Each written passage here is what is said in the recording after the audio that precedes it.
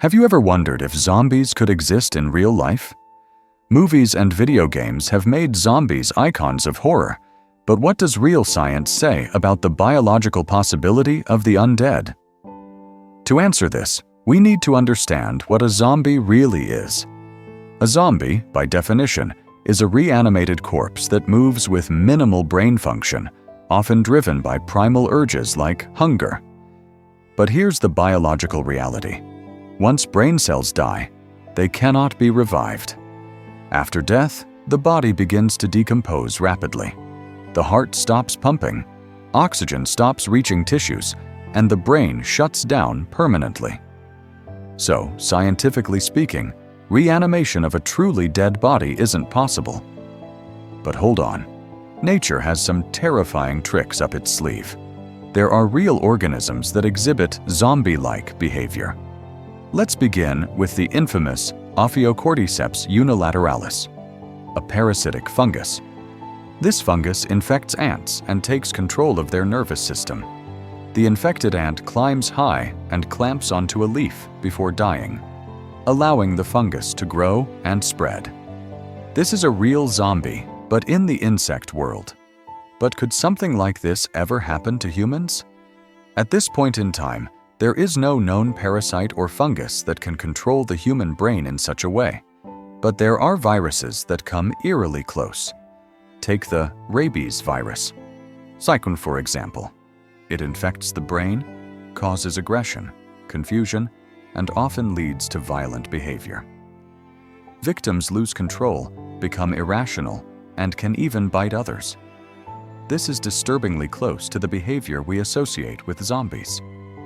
Luckily, rabies is preventable with vaccines and not airborne. But imagine a virus that combines rabies aggression with the contagious nature of the flu. If such a virus evolved, we could face a scenario not far from zombie fiction.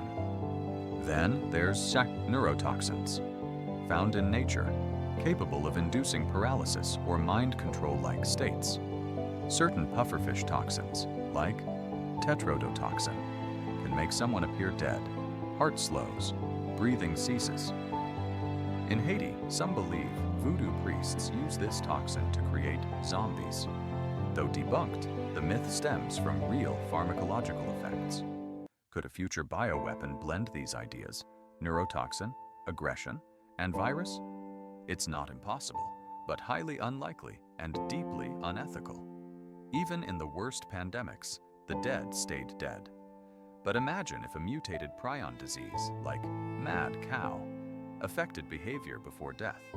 It could cause confusion, aggression, and degeneration, but no reanimation. So if not the dead, what about the living who lose higher brain function? They might shuffle, act irrationally, or even become violent. That's tragic mental illness, not zombies. Let's not forget, zombies are metaphors for loss of control, fear of contagion, and social breakdown. They symbolize our anxieties about pandemics, government failure, and human nature under stress. So, are zombies biologically possible? Reanimation of the dead? Number.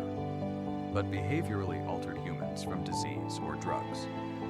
Yes, within limits.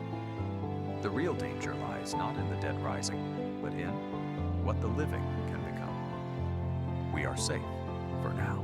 But as science evolves, so do the possibilities. Let's hope fiction remains fiction, but always ask, what if?